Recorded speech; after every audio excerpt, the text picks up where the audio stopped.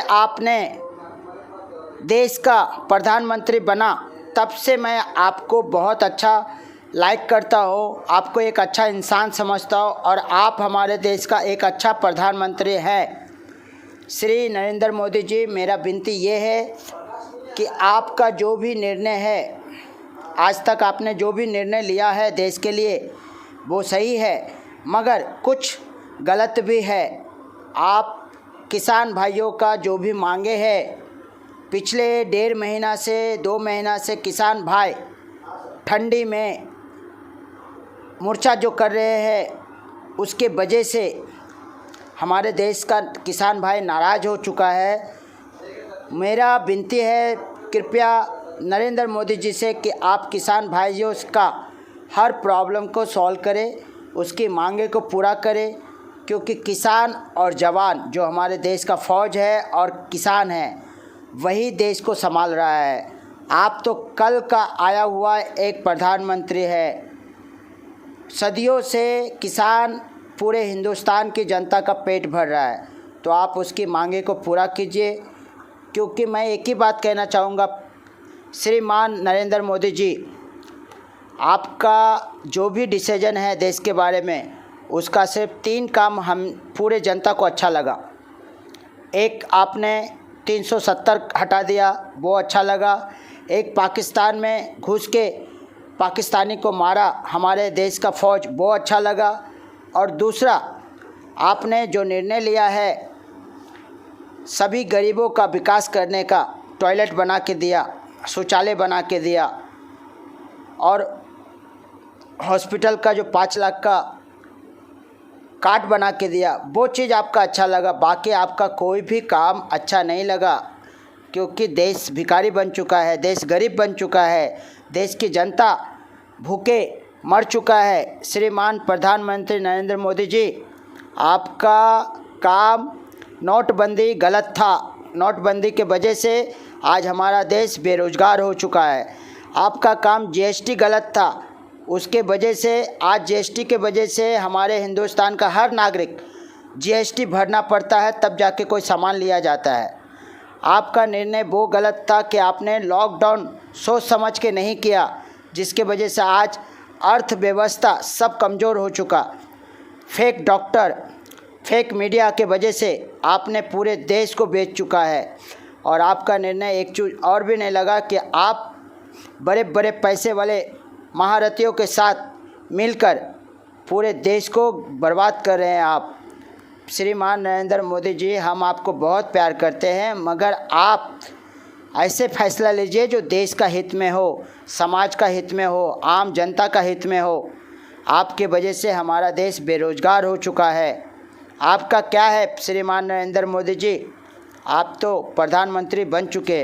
अगर कल आप इस्तीफ़ा भी दे देंगे तो भी आपके साथ मिलिट्री फोर्स रहेगा, आपको पेंशन मिलेगा, आपको बॉडीगार्ड मिलेगा, आपको सरकारी घर मिलेगा, मगर आम जनता जो है आज बहुत अत्याचार हो चुका है। आज जो नौकरी करने के लिए गरीब का बच्चा बाहर जाता था, आज उनको पास भी रहने का कोई ठिकाना नहीं है, आज उनका कोई मेडिकल नहीं है, आज उनके पास कोई सुविधा नहीं है जो वो कमा कर अपने परिवार को, अपने बच्चों को खिला सके। और देश में जितने भी पैसे वाले हैं वो आज भी लूट रहा है पूरे देश को। कोई लाइट का बिल बनाकर, कोई रेलवे का टिकट बना के, आपने सिर्फ लॉकडाउन में गरीबों को मारा है। अमीर तो कमा ही रहा था, प्लेन चालू था, बड़ा चढ़ा के टिकट का भाव था, ट्रेन का बड़ा चढ़ाव का टिकट का भाव था। उसके बाद में भी फेक डॉक्टर गरीबों को कोरोना वायरस के समय में किडनी गुर्दा निकाल के उसको जान से मार दिया। और ऐसे ऐसे हॉस्पिटल है जो लाखों करोड़ों का बिल बनाया।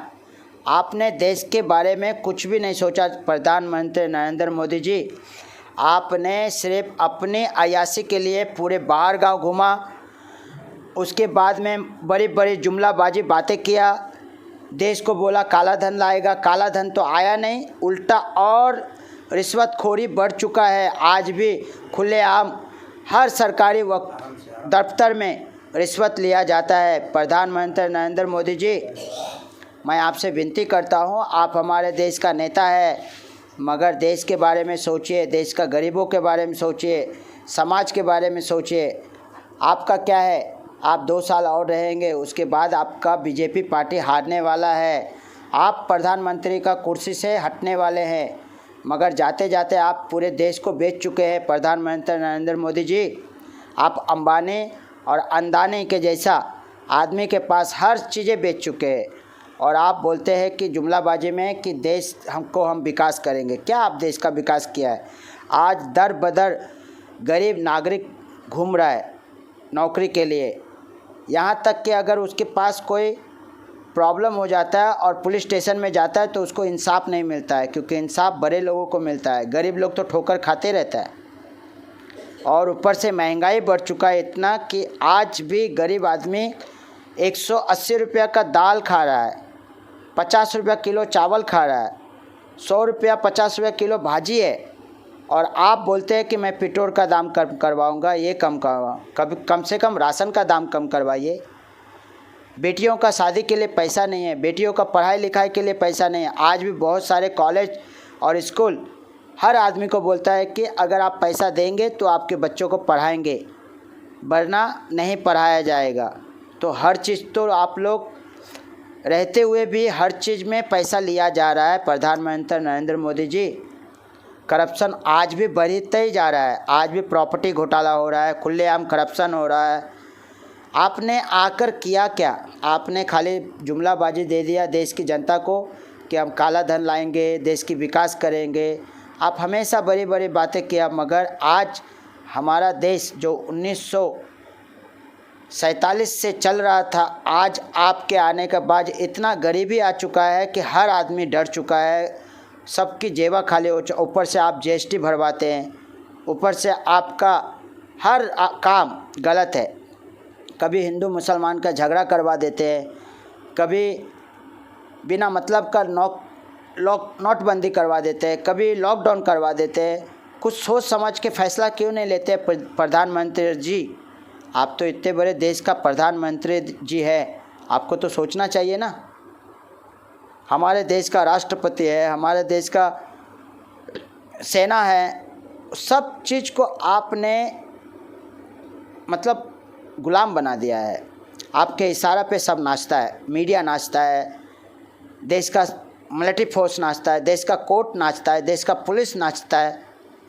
ऐसा देश का विकास नहीं होएगा। प्रधानमंत्री नरेंद्र मोदी जी, सोच समझ के थोड़ा फैसला कीजिए। आपको हम बहुत प्यार करते हैं, मगर ये सोशल मीडिया के ज़रिए से, वीडियो के ज़रिए से हम आपको समझा रहे हैं कि अगर आप ऐसे चलता रहेंगे तो आप बहुत जल्द कुर्सी से हटने वाले हैं, आपका पार्टी हारने वाला है।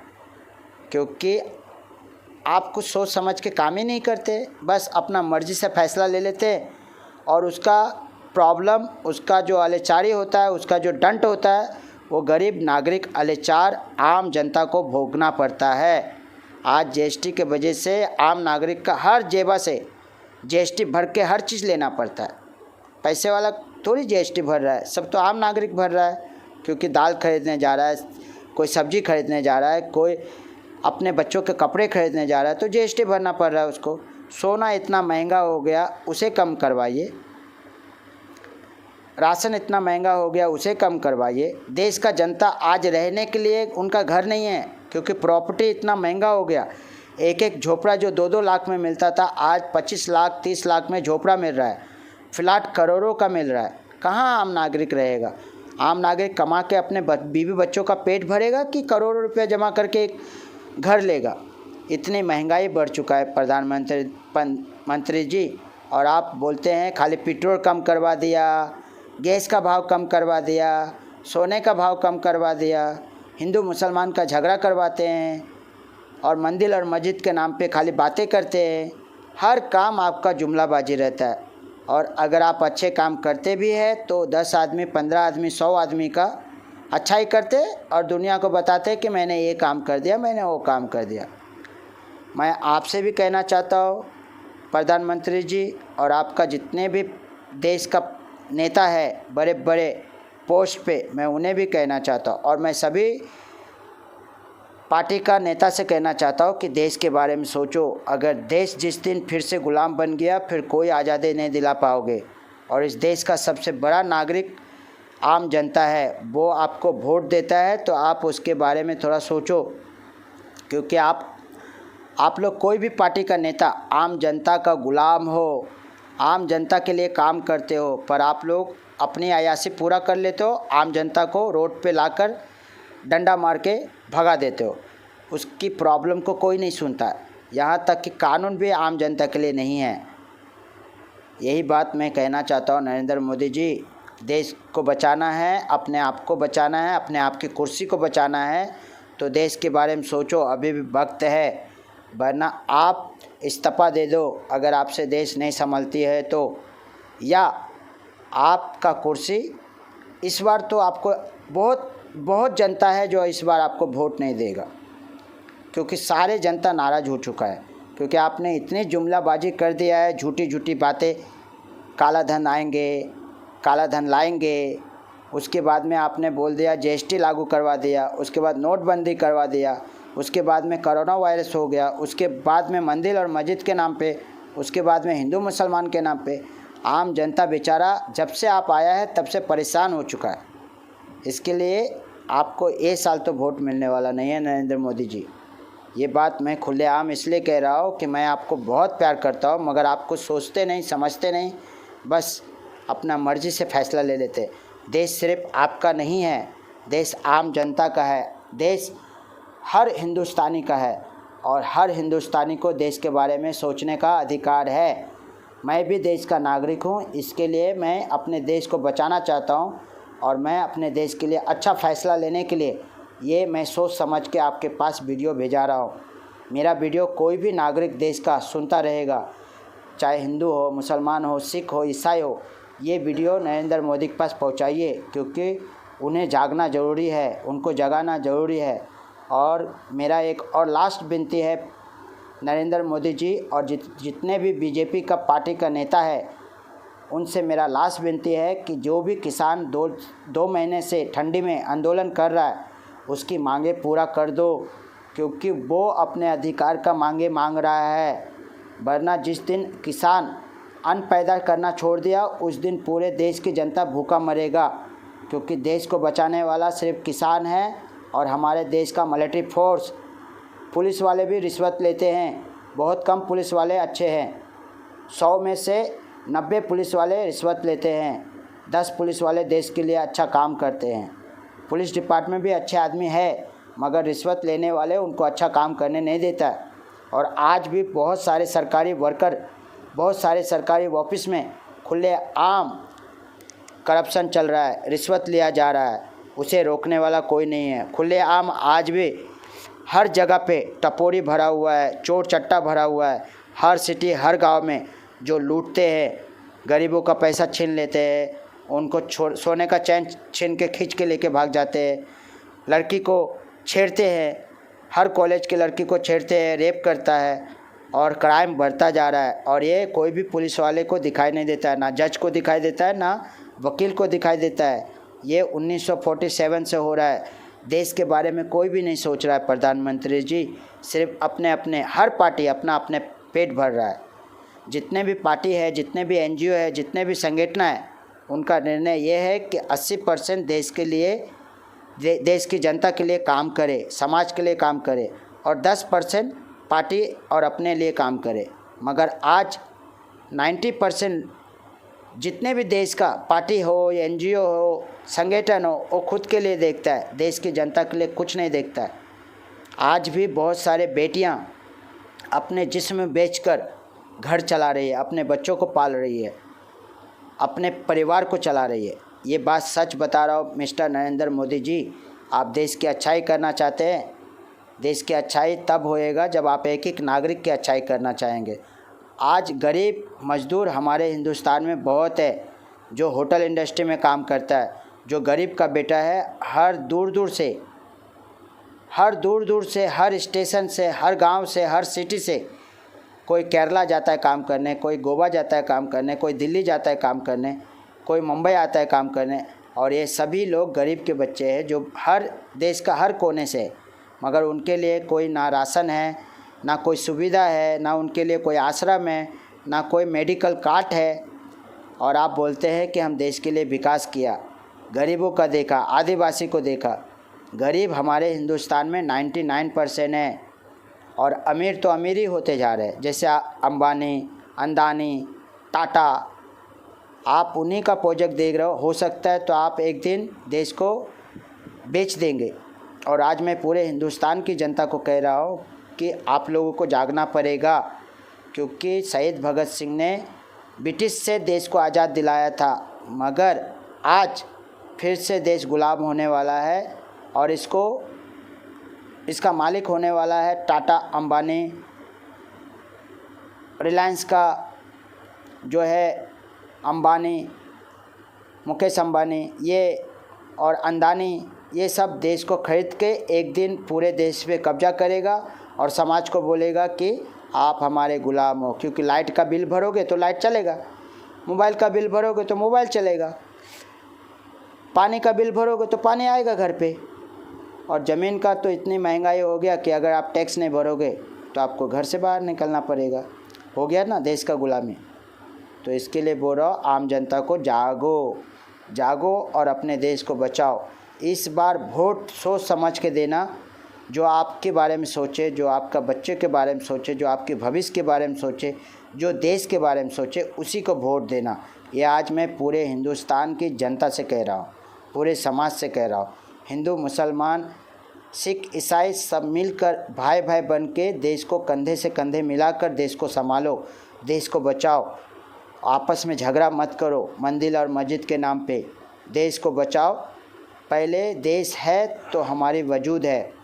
और हम सबका परिवार, बच्चे, युवा सबको बोलना चाहता हूँ कि आप अपना दुनिया खुद बनाओ, कमाओ, अपने अपने अच्छे कोई ऑफिस खोलो, कोई जॉब ढूंढो, कोई ऐसे कारनामे करो कि अपना पेट खुद भरो और दूसरे का भी पेट भरो। हो सकेगा तो गरीबों की मदद करो।